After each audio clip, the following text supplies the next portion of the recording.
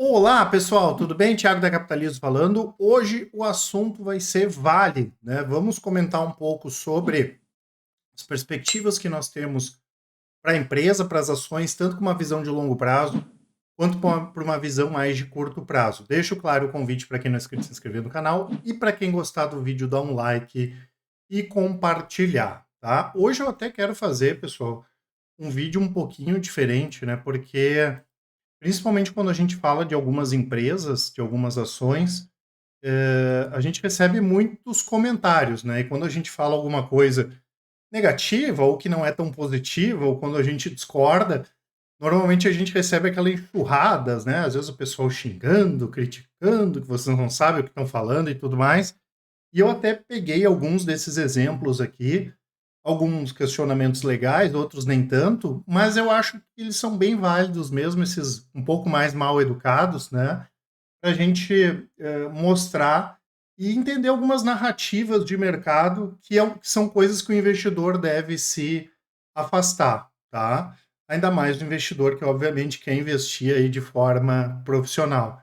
Eu até tinha escrito, acho que foi ontem ou anteontem, enfim, tinha colocado lá no Twitter, eu fiz uns comentários, né, trazendo as análises que a gente tem, que basicamente são informações das próprias empresas, ou seja, as pessoas muitas vezes estão tão ensandecidas ou torcendo para as ações ao invés de investir nelas, e mesmo que a empresa diga uma coisa e ninguém conhece mais da empresa do que a própria empresa, elas querem dizer que aquilo ali não faz sentido, sendo que basicamente a gente trabalha com dados de mercado e principalmente das próprias companhias, tá? Então é importante sempre que o investidor tenha uma visão profissional. O importante é ganhar dinheiro. Se a gente vai ganhar dinheiro na Vale, se a gente vai ganhar dinheiro na Petrobras, na Índia, na China, desculpa, tanto faz, né? Eu acho que é um passo de maturidade que o investidor ele tem que dar, né? Quem é nosso cliente na consultoria, por exemplo, eu sempre comento a respeito disso, né? A gente tem que ter essa visão mais madura das coisas e colocar dinheiro no bolso. Eu acho que isso que é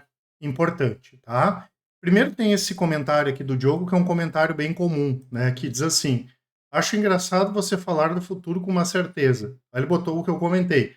Ciclo do minério não vai se repetir. Realmente coisa muito fácil de prever.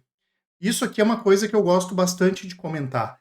A maior parte das pessoas no mercado perde tempo com coisas que realmente a gente não tem como prever nem projetar. Por exemplo, o preço das ações. Todo mundo acredita naquela pessoa que diz: ah, amanhã vai subir, amanhã vai cair, e ninguém sabe disso. Agora, tem coisas, pessoal, que são mais simples, em alguns casos bem simples, para quem acompanha os negócios das empresas, né? Eu gosto muito de comentar também, como eu falo para o pessoal da consultoria, a gente faz todas as segundas-feiras uma mentoria, e eu mostro ali na prática que tem resultados de empresas que é super simples da gente entender o que vai acontecer com o resultado da empresa, porque a gente acompanha os negócios. A gente vai cravar 100%? Não. Mas em 95% dos casos a gente vai acertar. Claro que uma coisa é eu entender o que a empresa vai fazer, o que está acontecendo com a empresa, outra coisa é o mercado concordar comigo ou não, né, pessoal? É a ação subir ou não. Eu não estou falando disso aqui. Claro que no longo prazo as coisas costumam convergir, né? Aqueles ativos que não têm tanto potencial ou perspectivas, eles devem subir menos do que aquelas ações que têm mais perspectivas, até porque as que têm mais perspectivas vão ser aquelas que vão atrair mais pessoas. Isso é uma coisa normal, né? Da mesma forma que aquelas que mudam de fundamento, as ações devem cair. A gente vendeu, recomendou venda de Magalu, Cielo e vários outros casos, por exemplo, há bastante tempo. Então, para a gente que acompanha, é simples, em alguns casos, entender para onde o mercado deve ir. Vou dizer com 100% de certeza, não, mas 99,9. 99,9 tá bom, tá ótimo, né? Como é o caso aqui da Vale. Então, esse tipo de comentário é normalmente de pessoas que não entendem do negócio como a gente entende, né? Pô, o que eu posso fazer se a pessoa não entende? Se a pessoa não procura, não faz o trabalho dela muitas vezes como a gente tem que fazer, né? E a maior parte das pessoas, principalmente quem é profissional de mercado, pessoal, da mesma forma que tem advogado ruim, dentista ruim, tem analista ruim também. E boa parte deles são ruins, eles não fazem o trabalho deles. Sequer conseguem entender o que a própria empresa está dizendo, tá? Então, essa é uma vantagem competitiva muito grande para o investidor de longo prazo. É possível, sim, a gente entender para onde os negócios vão e possivelmente as ações vão ir para lá também. Aqui, o Marcel, ele falou assim, ó, ciclo de commodities acabaram, cada coisa que aparece. Ok. Tá? O que, que é importante aqui, né? O fato, pessoal, da gente não recomendar uma empresa ou não ter ela na carteira, não quer dizer que ela seja ruim, mas que podem ter coisas melhores, tá? Vamos destrinchar aqui o que ele escreveu. Os ciclos de commodities acabaram. Isso é um erro bem comum dos investidores. Commodities não são todas iguais, pessoal. Os ciclos são diferentes. O que a gente entende que o minério é bom é. A Vale é uma boa empresa, é uma ótima empresa. Mas o minério não tem perspectiva tão positiva quanto outras commodities. Esse que é o grande ponto, né? Então, se a celulose subir, não quer dizer que o minério vai subir. Se o minério cair, não quer dizer que a celulose vai cair. São coisas diferentes. Tem soja, tem alumínio, tem quanta coisa aqui. Petróleo, quanta coisa tem em commodity, né? E vamos destrinchando aqui o que ele falou. Produção das Big 3 está no limite, né? Isso é e não é, tá? Se a gente pegar a Vale, a BHP e a Rio Tinto, elas são as grandes empresas que mandam no mercado, tá? Então, esse mercado de mineração é um mercado, pessoal, que ele é concentrado, ele não é fragmentado como o mercado de siderurgia, né? Essas empresas estão no limite, mais ou menos, eu até vou explicar depois ali os projetos que tem na África, mas sim, né, elas mandam no mercado, tá? Então tem pontos positivos e pontos negativos. O ponto positivo é que é mais fácil de entender como vai a produção vai aumentar ou diminuir em função dessa questão do tamanho das empresas. É mais fácil a gente avaliar isso no mercado pequeno, como é o de mineração, como num grande mercado, como por exemplo é o de siderurgia. Mineração não é ESG, portanto não existe incentivo para novas plantas. Aqui depende também, tá? Por quê? Porque depende do lugar do mundo onde vai se encontrar esses projetos, né? Ele comentou aqui de um projeto Simandou, que é um projeto na África. Pessoal, lá a China está dominando, lá ninguém está preocupado com ESG. Essa questão do ESG para o petróleo para a gente faz mais sentido do que para a questão da mineração, mas o mercado de petróleo é diferente, ele é muito mais fragmentado do que o mercado de mineração, né? E o que é interessante, pessoal, que lá na África vai ter no final da década, e eu já comentei isso algumas vezes, porque isso que a gente está falando da Vale é de 5 anos para cá. Não é de ontem, não foi ontem que a gente inventou isso aqui e escreveu. Não, já faz bastante tempo que a gente comenta sobre isso.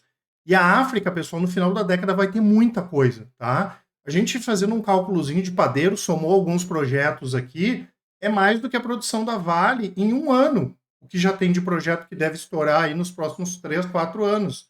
Isso é muito representativo, tá? Esse próprio projeto que se mandou, o total dele, eu acho que são entre 60 e 80 milhões de toneladas por ano, né? Isso é um trimestre da Vale, é muita coisa. É uma questão muito representativa. O que eu quero dizer com isso? Eu não estou dizendo que a Vale vai quebrar, que o minério vai desaparecer, não. Mas eu não tenho fatores para fazer com que o preço do minério suba, essa que é a questão. Tanto que a pessoa mesmo responde, ó, mesmo com a China fraquejando, o minério não baixa de 100 dólares. Enfim, como é que a gente vai saber o preço, né? Isso aqui é impossível saber o preço. Mas a gente não tem incentivos para o preço subir. Ah, o preço se mantém, é bom. Por favor, eu quero ser sócio de uma empresa que o preço aumenta, não que o preço diminui. É claro que tem a questão do câmbio e tudo mais, a Vale já tem um custo de produção baixo, mas o que precisa fazer é a receita crescer, não a receita diminuir. E o minério é o negócio mais representativo nos resultados da Vale. Até saiu uma reportagem bem legal aqui no Brasil Journal falando sobre essa questão, né, desse Simandou, que é o maior projeto de mineração do mundo. Então, o que ele escreveu ali? Que a produção está na tampa. Não é bem assim, tem muito projeto, principalmente na África, porque a China não quer mais ficar na mão lá das duas australianas e da Vale. Não. E o que acontece é que a Rio Tinto tem como maior acionista justamente uma empresa chinesa. Né? Então lá, pessoal, vai aumentar demais a produção. O que se tem dúvida é a questão da qualidade do minério. Ao que tudo indica, é muito parecido com o minério da Vale. Da onde que isso é bom para a Vale? Mais um fator, não é positivo para a Vale. Né? Então a gente não tem pressão para os preços do minério subir. Isso aqui é um projeto de 20 bilhões de dólares, é gigantesco. Claro que eles já tinham ganhado o direito há 27 anos de explorar. Guiné é problemático, a gente já comentou algumas vezes quando deu tentativa de golpe na Guiné e o preço do alumínio disparou, só que a China é diferente. Né? Quem é que vai sair peitando a China? Não é bem assim que funciona, a gente sabe como as coisas são. Então isso tudo deve sair do papel e 2028 é onde deve estar o máximo aí de produção. 2028 é daqui a 4 anos. É uma coisa que está estourando. Isso aqui é ferrovia, é porto, né? E se a gente for olhar esses mercados compradores, porque a China vai continuar comprando minério, ali é muito mais próximo do que a Vale. Ou seja, pode ter ainda mais pressão para os preços do minério, tá? Porque o fato da China ter posição nessas empresas é para baixar o preço, é para isso que eles estão lá, tá? Isso que a gente tem que entender. E outra coisa que é importante também é que a China não está crescendo 2 dígitos, pessoal, há muito tempo. O que puxou todo esse ciclo do minério, e aí a pessoa está olhando a Vale hoje, né? O que puxou, o que trouxe a Vale onde nós estamos hoje, foi um baita crescimento da China. Isso não vai acontecer, a China não vai mais crescer. Aqueles 10, 15%, 20%, há muito tempo isso não acontece. Então nós vamos ter uma mudança de crescimento saindo dessas grandes obras de infraestrutura e o mercado imobiliário chinês, que não está bem há muito tempo, para classe média crescer. Daí a celulose, a embalagem, aço inox, são outras coisas. Não é o minério que vai puxar não só a classe média chinesa, como a classe média indiana. Ou seja, teria que surgir uma nova coisa que não está no radar de ninguém, né, que fizesse esse estrago na questão dos preços para puxar os preços para cima de novo. Isso não está no radar de ninguém. Tá? Ah, é impossível? Não, mas é muito improvável, por isso que a gente diz que não vai acontecer, porque isso já não está acontecendo.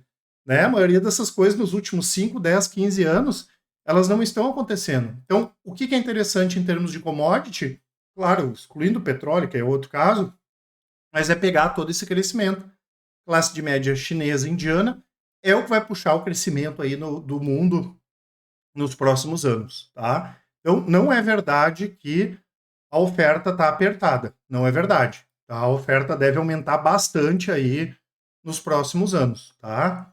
Outra coisa, Vale está descontada, tem muita margem, não é só minério, é a mesma coisa. A gente não está olhando só para hoje e para o passado, a gente está olhando para frente, tá? Então, assim, tem commodities melhores do que o minério. Pô, eu vou lá, né? Cada escolha que a gente tem, pessoal, é uma renúncia. Então, eu tenho que estar nas melhores alternativas. Tem várias ações que são tão boas quanto a Vale, que, de novo, é uma ótima empresa, a gente respeita a empresa, todo mundo que trabalha lá, mas tem empresas que a gente entende que são mais interessantes. Pô, eu vou trabalhar, meu suado dinheirinho, vou colocar num ativo que tem uma perspectiva menor, que a gente está enxergando que tem uma perspectiva menor, não faz sentido. Né? Como eu falei para vocês, o nosso negócio é ganhar dinheiro. Eu estou preocupado em ganhar dinheiro. Né? Então eu quero ser sócio das empresas que eu tenho maior chance de dar dinheiro para mim. E a mesma coisa, a Vale não é só minério. Os principais projetos da Vale, em termos de crescimento, né, níquel, cobre, inclusive ela fez a separação da unidade de materiais básicos e a gente não descarta eles colocarem essa unidade na bolsa. Pô, isso aí seria um negócio legal para comprar, se eles fizessem ali um spin-off, uma cisão e colocassem na bolsa, mas o negócio de minério não. Tá? Outra coisa, que o pessoal sempre comenta, né? Claro, isso aqui é pegadinha, né? José Ruindade. Você está vendido. Isso é outra besteira, né, pessoal? Foi o que eu falei. Né? O fato da gente não recomendar a compra não quer dizer que a gente vai estar vendido. A gente acredita que a Vale vai crescer e que o minério pode se valorizar, mas que vão ter outras empresas que têm melhores perspectivas. Esse que é o grande ponto, tá? E outra questão aqui, para quem de qualquer forma gosta da Vale, né, que o Laércio comentou, que muita gente pergunta, Vale ou Bradespar, o que é melhor para compra? Tá? Tem lá no site da própria Bradespar, tem um boletim quinzenal, esse aqui é do dia 1º de julho, que mostra lá o desconto de holding. Então, o que é o desconto de holding? A Bradespar tem ações da Vale dentro da carteira. Tá? Essas ações da Vale, elas valem mais do que o valor de mercado da Bradespar. Seria mais ou menos, né, aqui o desconto de holding está de 31%. Seria mais ou menos, se eu tivesse uma carteira que tem R$1 dentro da carteira, e a carteira estivesse custando 70 centavos. Na prática, é isso que significa o desconto de holding. No caso da Bradespar, ela tem alguns passivos, mas mesmo com esses passivos, ainda vale mais a pena ter a Bradespar, até porque tem a chance da Bradespar reduzir capital e entregar ações da Vale. Então, como tem o desconto, eu receberia mais ações da Vale proporcionalmente ao que vale ali hoje a Bradespar, tá? Ou seja, para quem, de qualquer forma, quer ter Vale, o que na nossa avaliação não é interessante, porque tem melhores opções, bem melhor, alternativas bem melhores, né? Tem essa questão aqui do desconto. Então, o Bradespar seria mais interessante nesse sentido. Quero deixar para vocês, para quem não viu, pessoal, eu fiz um vídeo, né, vocês podem acessar, ele está aqui no YouTube, mas quem quiser acessar vai estar aqui na descrição, esse link para vocês receberem um material sobre dividendos. Eu mostro também alguns erros que as pessoas cometem na hora de montar sua carteira de dividendos. É bem interessante, tá? Vale a pena baixar, o material vai estar aqui na descrição. Já no curto prazo, principalmente quando a gente olha para o gráfico, a Vale pode ser interessante. Aqui são visões diferentes. Ah, Thiago, agora tu vai dizer uma coisa diferente. Porque são escolas diferentes. A gente pode, por fundamentos numa carteira de longo prazo, não ter Vale, mas operar Vale no médio e no curto prazo, não tem problema. Esse é o gráfico semanal da Vale, a gente percebe que ela está lateral aqui desde meados de 2021, né? E que ela até agora não baixou nenhuma vez dessa zona aqui dos R$ 56, tá? Então, próximo aos R$ 56 é um bom ponto de compra. Hoje ela está na casa dos 63. É interessante comprar?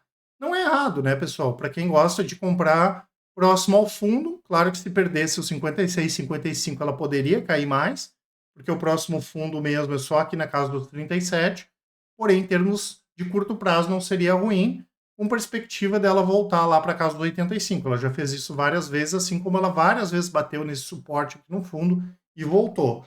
Então, para o curto prazo, pode ser uma boa opção com uma especulação.